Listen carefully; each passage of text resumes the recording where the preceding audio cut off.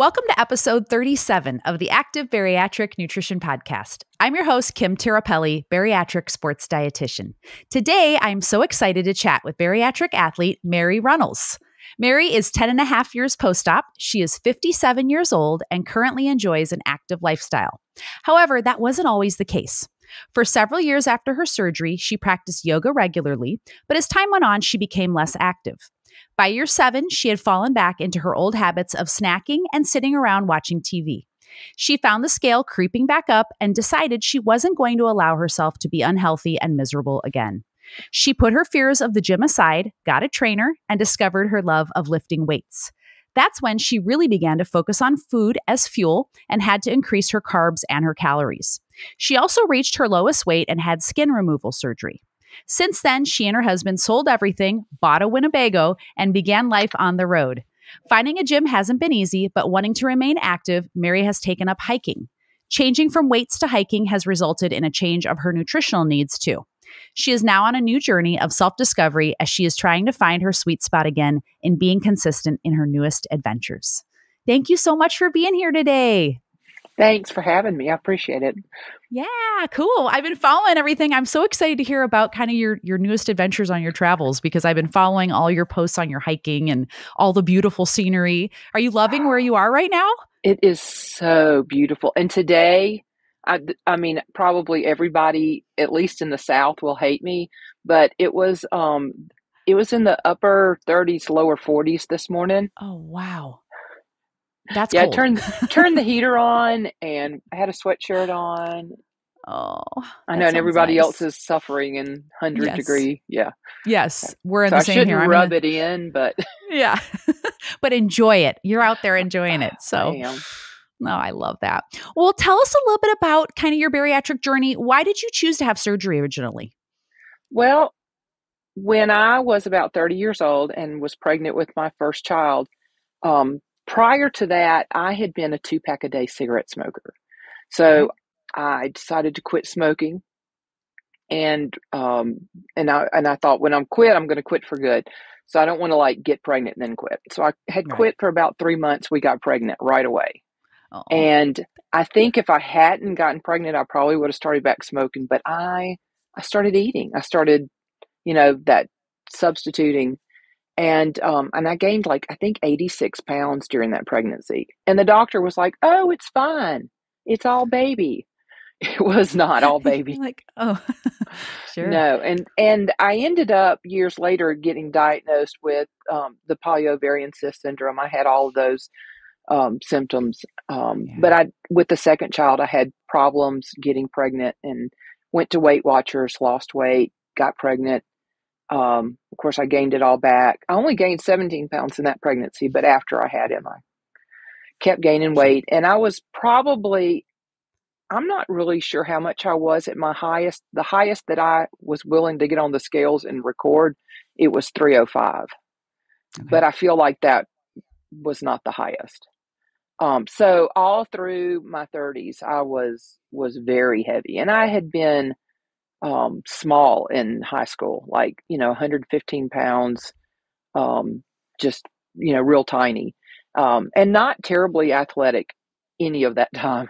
I didn't go to the gym. I didn't like weights. I didn't like to do anything pretty much. I'd sit around.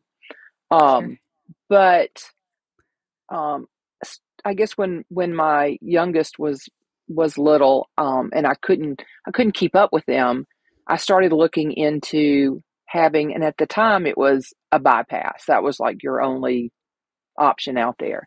And I started looking into it and it was just frightening. I was not willing to go in. They talked about malabsorption and all these people that had, had to get infusions and then they gained the weight back and it just didn't seem like that was worth it. But as time went on and I kept going to either Weight Watchers or Diet Center or trying all these different diets, and I could lose some of the weight, a good bit of it, but then I'd always gain it and gain more back. Right. So probably, I'd say around 2009, I started looking into the lap band. Someone told me about that. And I was going through all the steps that I needed to getting the documentation that I needed for insurance. And we were living in Arkansas. My father-in-law died suddenly, and we ended up moving back to Mississippi. Mm-hmm. And kind of all of that just got set aside. And I started working for a friend of mine who was a local artist, and she was going to have this thing called the vertical gastric sleeve. And I was like, Mm-hmm. well, how is that different than a bypass? And she said, you're not bypassing any of your intestines. They're removing part of your stomach. And she had the surgery, and I said, I'm going to watch you and see what happens. And sure. Yeah. I'll let you be the guinea pig. And after probably about 6 months, and she was doing really well, I went and I met with the same doctor on the Gulf Coast, and started going through that process. And that's what I ended up having in, I guess it was either late October, early November of 2012. I honestly don't remember the exact date. What I do remember is that I was able to eat soft food on Thanksgiving. That's gotcha. So you're at that sometime point. before that. Yeah, because I could smell that turkey cooking, and I just pureed it up. Yes. You're like, I have to have this a little bit. Yeah, I just get it. A little bit. Yeah. Yeah. And do you feel, are you happy that you went through the process, obviously? Absolutely. I think that I probably, like all of these people today that are so active right out of surgery, and they're at the gym, and I'm just so incredibly impressed with them. I wish that I had done that. I was bound and determined I wasn't going to gain the weight back, but I didn't think that meant I had to go to the gym to do it. Sure. So you were like, I'm just gonna have the surgery, and we'll see how it goes. Yeah. Right. And I mean, I kept up with, everything that I was eating. I used my FitnessPal, and I would walk, and I did yoga. I loved yoga. I had discovered yoga, maybe a year or two before surgery. And I really enjoyed doing yoga. And it was something that I could do heavy, and then I could do as I lost the weight. Yeah. So I kept doing that, and I kept the weight off. I got down from, I think I was close to 180, maybe a little bit more when I had surgery, and I lost down. I think my lowest at that time was like 160. Okay. And then you kind of have that little bounce back, and I settled in at about 170. And I was really happy. I was like wearing a size 10 instead of a 22. Sure. And could wear a large shirt instead of a 2X or a 3X. And I could get around a lot better. And so, I mean, everything seemed to be pretty good. And I would kind of watch, and if I went up, 2 or 3 pounds, I'd kind of go back down. I'd kind of keep it in check. But I wasn't, at the time, I wasn't like still recording my food every day. Sure.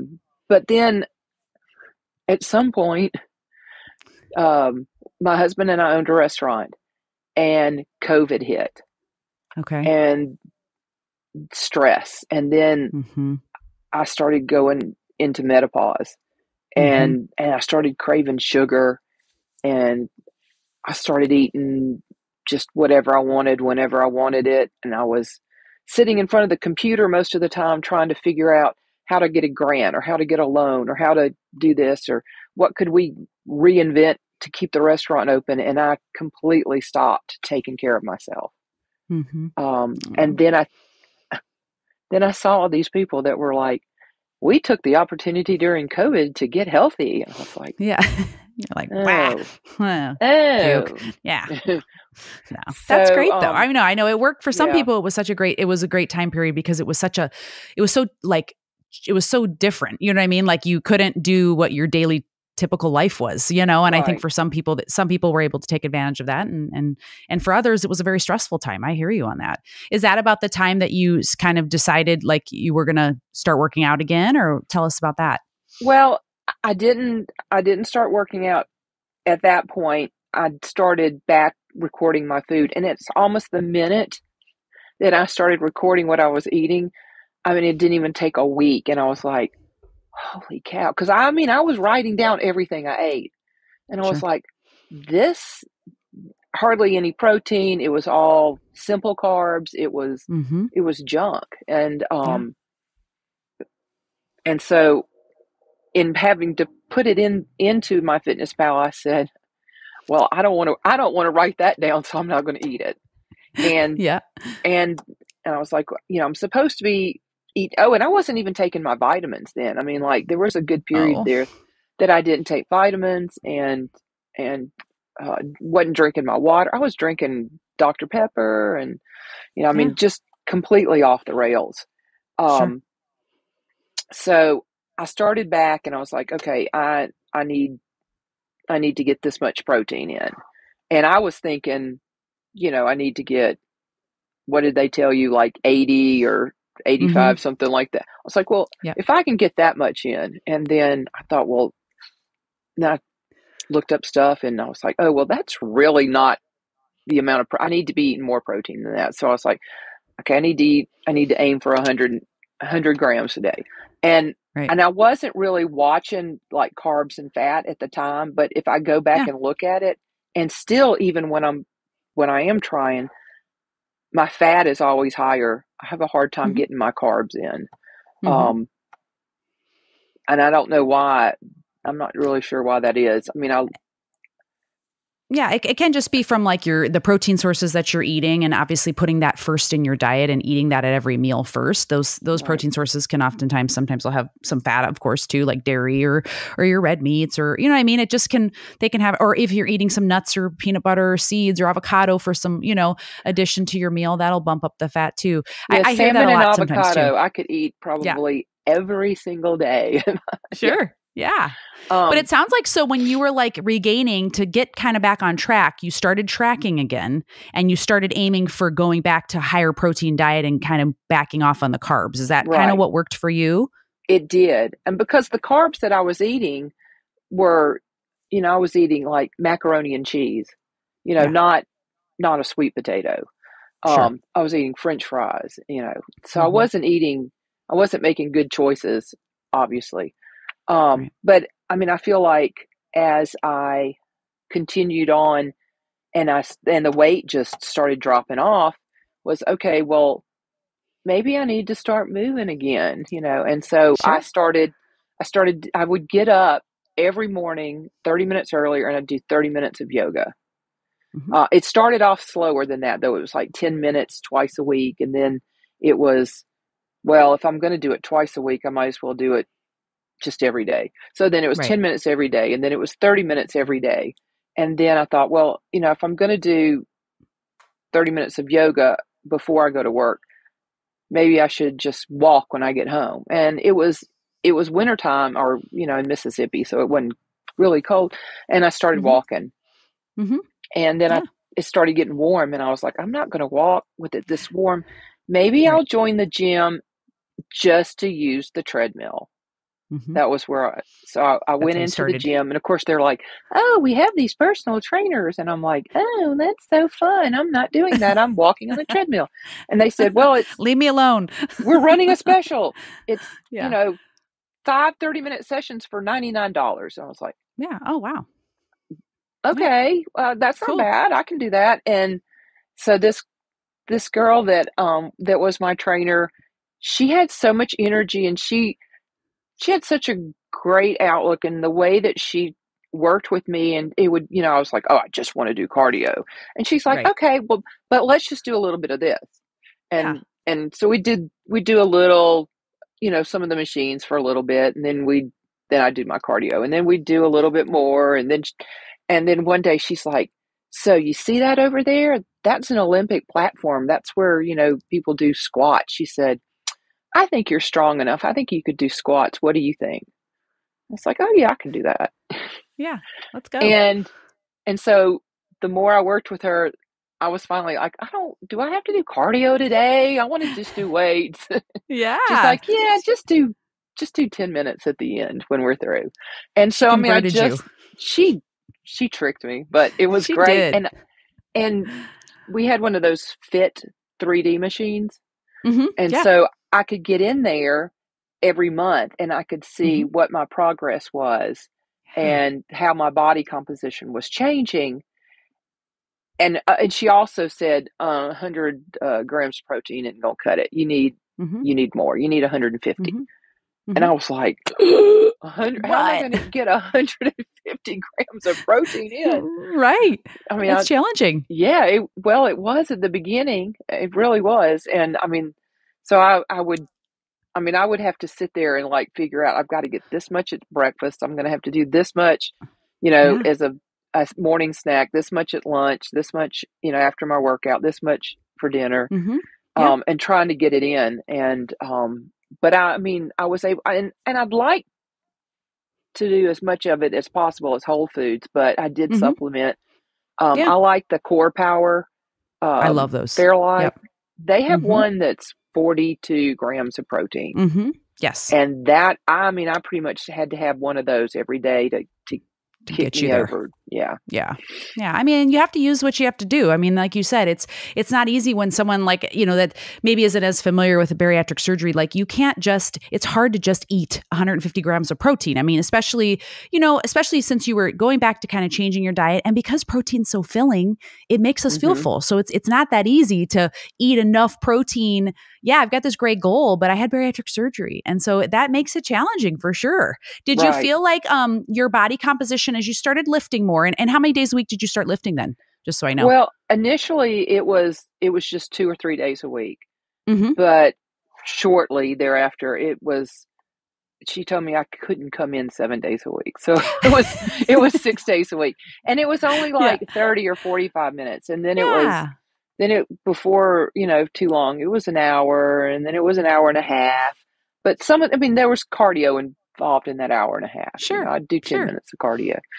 Yeah. So you still did a little. You still got to get something. Yeah, I still did a little. But and I started meeting a lot of the bariatric people in the Instagram community, and talking with them, like D and he's so motivating.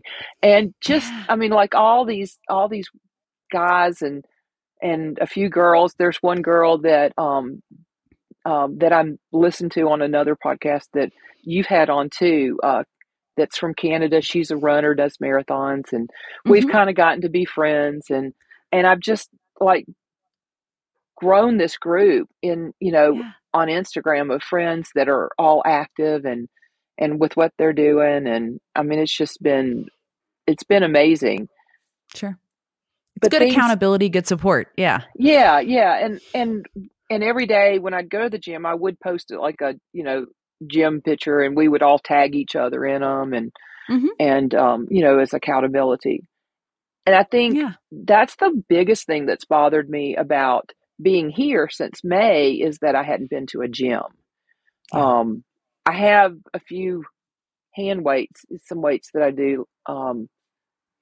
But I wanted to do something. I wanted to stay active, and I didn't have a gym to go to. Sure. So, that's how the hiking came about, was everybody around here hikes. And, and I don't bike. I've had too many biking accidents. So they're either hikers or bikers. And I said, I'm not going to be a biker. There are two options in the mountains. That's it. That's right. That's it. Yeah. So we took up hiking. Yeah. So tell us a little bit about that. So, because I've been looking at I love your stories of all your hikes. And I know when we first started talking about your hiking nutrition, I remember you had messaged me one time and you were like, hey, I hiked yesterday and it did not go well. Like I definitely didn't fuel properly. I was dehydrated. I felt shaky. Like I did not feel good. Let's talk a little bit about, what I'm supposed to be eating. And so we kind of talked a little bit more about pumping in more carbs and salt and fluids. So how has your nutrition changed from your lifting, so to speak, at home to now that you're focusing on more outdoor hikes and things like that? How would you say your nutrition has changed? Well, it has changed a lot, because I'm not trying to fuel myself every day. I'm not going to the gym every day. I'm walking at the RV park that we live at. I walk here or I walk after work for like 30 minutes. So I don't need a lot for that, just making sure that I'm, getting my water in. But on those hikes, when we go hiking, we're hiking, at least 7 miles, maybe 10 or 15 miles, depending on where we're going. There's at least a 2,000-foot elevation involved. Mm-hmm. And if we're out, especially if it's on a ridge and there's no shade and the sun's beating down, I don't care if you are in Montana, it gets hot. And at the gym, I didn't sweat. I haven't been a big sweater since my surgery. I don't sweat a lot. But that hike that I contacted you on, I was literally laying down with my husband, holding my backpack over my head to give me some shade. And I'm like trying to like drink all the water I can. And I had like some magnesium with me, and I had the electrolytes I had with me didn't have enough sodium in them. But I was like, I'm glad we have one bar, because you might be calling like a helicopter to come in and get me. I really thought I wasn't going to make it to the top of that. Of course, I wasn't going to turn around either. So I was like, no, we're finishing the hike. We're doing this. If I have to crawl up there, it's happening. That's right. And I mean, I might make it to the top and someone might have to, evacuate me out of here, but we're making it, damn it. But I'm making it up to that top. There was no turning around. But since then, so since then I got, I've been packing nuts. You had suggested like doing nuts. I'm also trying to eat like some fruit, taking fruit with me. I found these little things. They're by, Jelly Belly, and they're called Power Beans, and they have electrolytes in them. So I kind of keep those in one of my little front pockets. And then I have a salt pill that's got electrolytes in it that I chew. It was something I think from the list that you gave me, or Amazon suggested it from something I typed in from the list you gave me. And that's the thing I have to do ahead of time. I found that if I'll just chew on one of those before I start hiking, and then sip as much as I can along the way. And then if I start, getting a little tired, I can either munch on an apple or some grapes or a banana or something. And then take some more of that salt pill, just to kind of keep myself hydrated, because I can drink and eat, but I can't eat and drink. I have to wait that 30 minutes. So I try to get in, and I have two large bottles that I carry with me. And I know when I get to a certain point, I need to have finished that first bottle. Yeah. Oh, that's good. I'm glad you're paying attention to that. Yeah. I mean, it sounds like you're getting in carbs, you're getting in electrolytes. So sodium being the most important, especially as that's the highest that in terms of concentration in our sweat that we lose. It's not that calcium and magnesium don't play a role too, but sodium and chloride are, the most, highest that we lose. With hiking, another thing to keep in mind too, is that, it's typically, longer, slower, but you're out there for a long period of time. You've got to deal with the temperature, whether it changes, the sun, it's a long period of time to be out there moving, but you can pack different things that, you wouldn't necessarily maybe be eating nuts at like a marathon where you're running, because the fat isn't going to be a great energy source for you. But when you're out there moving at a, relatively lower to moderate pace, that can be an option. Or, granola bars, nut and seed bars, like, fruit leathers, all of those things, fruit chews, applesauce, squeezers. I've had a lot of, folks ask me about that kind of stuff. And have you felt like better since you've been implementing, more consistent fueling during the hikes? Absolutely. And one of the things that when it got really hot, because it did get up in the 90s, is that we tried to find hikes that were at least shaded. If we could, and that helps. But absolutely trying to, I'll get up, we'll make eggs. I'll eat, try to eat like maybe, those little mini bagels. I'll try to eat at least half of that, if not the whole thing of that. And then get ready to go. And then right before we kind of get hiking, I do my salt chew, and then I'll eat like, a half a banana or something before we start out. And then I've got all my little stuff in the front of my backpack that I can grab real easily. But I mean, there are a couple of times that I've been like going, going, going, going, going. And I start getting really irritable. And my husband's like, sweetie, it's time to eat, sweetheart. Would you like a little bite of something maybe? What? Yeah. That's your cue. But, it's time for some carbs. He's really good at kind of helping me stay in check, Yeah. And then we've been doing the liquid IV now instead of, and that one seems to have more sodium than. Yes. Much more concentrated. The Ultima that I was using before. Yeah. And the sodium is so different for each person, because typically you'll see most sports drinks have about like 250 milligrams of sodium. But typically most folks lose anywhere, on average about, 200, 300, 400 milligrams of sodium in an hour, up to 1,000 milligrams though. The salty sweaters can lose more, and the liquid IV, that's much more concentrated in sodium. So for those listening, if you are a salty sweater that you have a white brim on your hat, or your shirt's white, or your chest when you're exercising, that means you're probably losing a little bit more salt than the average person, and might benefit from like a liquid IV, because those have, like you said, much higher concentration. And you haven't had any GI issues with it or any upset stomach from it? No, not at all. Like that. Good. Yeah, I'm probably putting what should go into one drink into two drinks, though. I don't do it as concentrated as it would have you do. Sure. But I just think it's good for me to sip on that, because even years and years and years ago, when we would be doing, like, we were at a concert serving food and stuff, and I'd be out sweating, and I found that if I just drank plain water, I would end up waking up in the middle of the night with leg cramps, because I'd sweat all those electrolytes, everything out of my system. And so that's when I started like putting something in my water. I just can't drink plain water. Yeah. So it's especially true now. Yeah. And so would you say now that you're living on the road, how's that impacted like your nutrition? Are you still kind of planning for your, meeting your protein goals, and how's that impacted it when you're kind of living on the go? When we're driving and traveling, it's tougher. But now that we've been like settled here since May, so I'm in a pretty good groove. I'm still focused on getting 150 grams, but I don't have to like snack like I did before. I don't have to have a mid-morning snack and a mid-afternoon snack. If I'm not hungry, I'm not eating. And I was kind of in that, it's time to eat. And then I realized, well, I'm not hungry. I'm not exerting the energy. I'm not at the gym. I don't need it. And so I've tried to cut back on that and still keep the protein up. I started, I'm not a coffee drinker. Everybody's like, oh, got to have my coffee. And I'm like, I don't drink coffee, but I like chai tea, and I have this sugar-free chai tea concentrate. And so I use the vanilla Fairlife protein drink in it.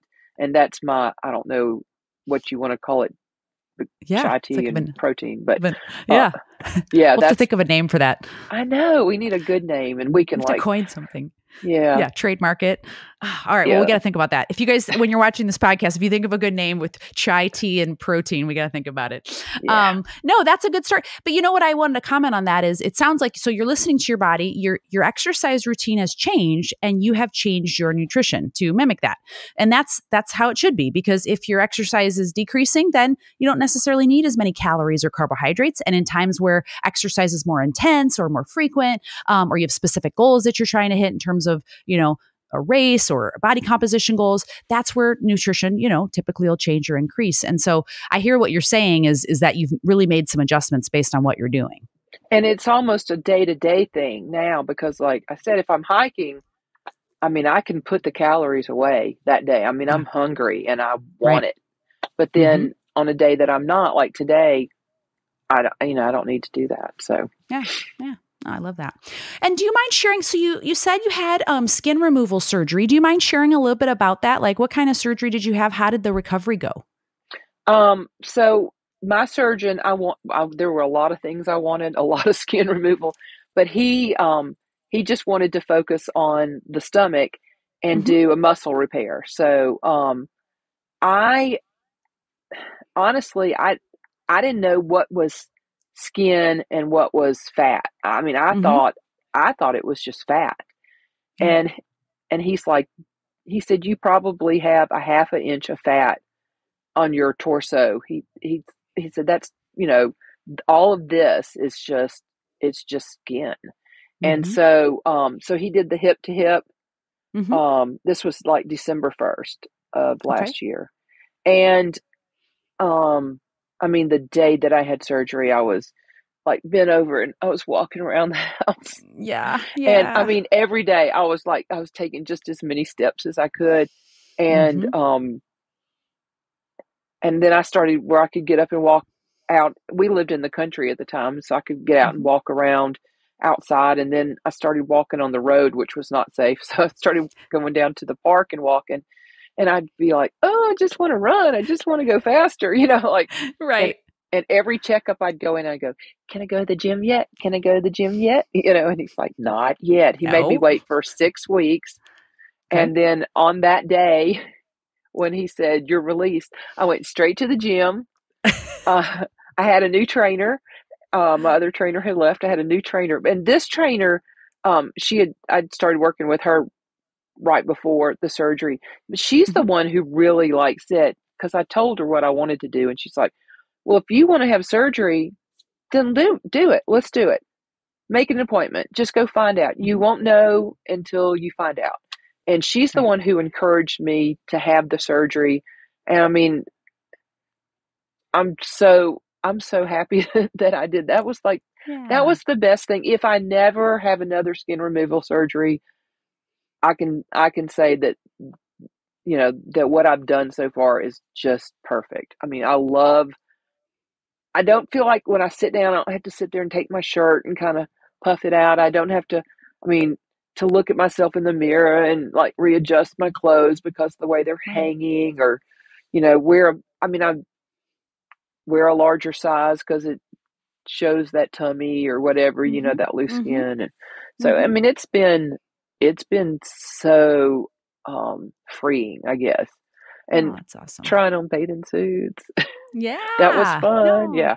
that's so great. I remember your posts when you were like, we had talked briefly about it before you went back to the gym, and you were like, I have to be cleared. I'm waiting. And then I saw you go back, and from other guests that I've had on that, also had the skin removal surgery, whether it was the belt lipectomy or tummy tuck or whatever, whatever degree they had it. It took, a lot of time to really be able to work back into their old routine. And is that kind of how you felt? Did it took you time to kind of get back up to, lifting and more sets over time? How long did that take Uh, you? Probably not as long as it should have. My trainer kind of held me back Okay. and had me start off slow, wouldn't let me do certain things. Was real careful with nothing that was pulling or Mm-hmm. anything that would be on my stomach or anything that Sure. was using my stomach. She kind of held me off for a couple of weeks, and it slowly, and I was like, let's do this. Let's do and she's like, just settle down. We're going to get there. We're going to get there. So, I mean, Yeah. I didn't have any issues. So, Yeah. That's I awesome. probably would have if I'd been left up to my own devices. I'd have Sure. probably jumped in and done something stupid and hurt myself. Yeah. No, but it's good so you were able to eventually kind of work your way back into your regular weightlifting routine. Is that right? I was, yeah. Yeah. Like I said, I was out for 6 weeks, and Mm-hmm. from, I guess I was out all of January, half of February. So from February, March, April, and then we left. Yeah. We took off, You're and so yeah. I it was short lived, Mm-hmm. um, and we've been here since the 1st of May. So we left mid April. Wow. I mean, think about your journey. I'm thinking back to everything we've talked about. You had bariatric surgery, you had some regain, you basically got back on track, you got down to your lowest weight, you had plastic surgery, you've been lifting, and now you're doing all this great hiking and traveling. I mean, you've really had so many different experiences, I think, that are so helpful, and people can, learn from you and relate to you. What would you say is like maybe one of the biggest lessons that you've learned across that time period? Well, I can't beat myself up for the mistakes that I made, for not, getting involved in in working out sooner than I did. And I think that it may have taken me putting some weight back on, getting lax, kind of, I don't know that I was cocky about it, but I was definitely, oh, it's no big deal. I've Sure. lost the weight, because it can creep back on you, Mm-hmm. and I think that was probably an important lesson for me to learn. And I also proved to myself that just because I'd put on some weight, it wasn't the end of the world. Yeah. I didn't have to end up back like I was before. I could do something about it. Mm-hmm. So, I mean, those lessons are really important. And when I hear people talking about, you know, well, I've gained some weight. I don't know I'm like, oh no, we can do something about it. I feel like I Yeah. just want to like be their cheerleader and go, just, just little bitty changes and Yep. just like drop 500 calories a day. That's all Mm-hmm. you just Mm-hmm. drop that much. And Mm-hmm. that's probably, a snack that you're eating that you don't need, that you're not hungry Yeah. for. Just drop just a little. You don't have to cut back to starvation mode. That's going to No. ruin your metabolism. And Mm-hmm. I just Yeah. want to like jump up and down and cheer for them and encourage them. No, I love that. I mean, and I think that's why it's so important here because, regain, it happens. It does happen. And it doesn't mean that it's a failure or that the surgery didn't work anymore. That, it just means, hey, let's take a look at where are some things that maybe, what can I do to change? What can I do to add some foods that are going to be more filling and more protein based? Or how can I go back to maybe starting with something small and exercise? But like you said, those small little changes, they add up over time. So you don't have to like overhaul it in day one. You know what I mean? Right. Right. Yeah. Yeah. I mean, because it was definitely a slow build for increasing the exercise over a period of time. Yeah. I mean, Yeah. I didn't just, and I'm one of those, like, I'm not going to the gym. Everybody's judging me. I'm intimidated. And Right. it turns out they're not. I mean, No. nobody's paying any bit of attention to me. They're doing whatever they want to do. They're looking at themselves. That's right. They are. And That's so and true. I was looking at myself too. So, That's I mean, right. That's I right. get it. Yeah. Yeah. And is there any advice that you would give to, the bariatric athletes that are listening or someone that wants to get started or someone that's experienced regain? Any advice? Well, I mean, just take a risk. I mean, wherever you are in whatever stage you're at, you can get to where you want to be. I think probably one of the things, well, two things that helped me the most, the book Atomic Habits, I love that and book. oh my Yes. gosh, right? I mean, I've reread it 3 times. I love Yes. it so much. I always find something new. Mm-hmm. Um, he always, there's something in there that I can grab onto. Yep. And that's been one of the biggest thing. And the other thing, I have this app on my phone called I Am, and Okay. in it's like a positive affirmation. And I like to think of myself as being really snarky and kind of cynical, and so it'll have like, I am becoming the person I want to be. And I'd be like, "Bleh," whatever. When I first got it, it's like, but Yeah. it's like, gotta have that attitude of gratitude. But now That's right. it'll pop up something and I'll be like, oh, well, yeah, I am becoming the person I want to be, and it That's just right. like throughout the day, it'll send you positive affirmations. And it's just kind of, um, and it took sticking with it because like I said, I didn't buy it at the beginning. I was like, whatever. But now I'm Sure. like, I love the message that it sends me, and it kind of pumps me up through the day. And I have Yeah. it where it pops up on my watch or whatever. And I so love that. just that, having that positive attitude, as much as I want to be that cynical, snarky person, it really pays to be positive. Hey. Oh, no, I love that. And so where can people contact you if they want to follow you or learn more about your journey or ask you questions? Well, on Instagram, Marye in Motion, there's a underscore in between Mary and in Motion. Um, that would be probably the best place, to find me. Awesome. Awesome. Well, you guys go give Marye a follow. But I'm serious when I say I love all of your videos of where you're hiking and like the views. I mean, I just love it. I love good views. I'm a total like sunrise, sunset person. And then Well, that also any that kind of mountain Cracker views. Lake and that water. I don't know if you saw Yeah. the one where I did Pretty Girls Walk Like This, and I'm Yes. I did. falling as I walk into that water. But that water is I love so it. beautiful. Beautiful. Oh my gosh. It's so beautiful. And what a just a inspirational kind of place to be. And you're still staying active and finding a way to make it work, where you're at now. And I love that. And I love that you're able to share that with folks. So thank you so much. I appreciate your time today. Well, thank you for having me. I've had a You blast bet. being here. Good. Awesome. Well, you guys give her a follow. Check it out. Give Marye, and by the way, her name is spelled Marye.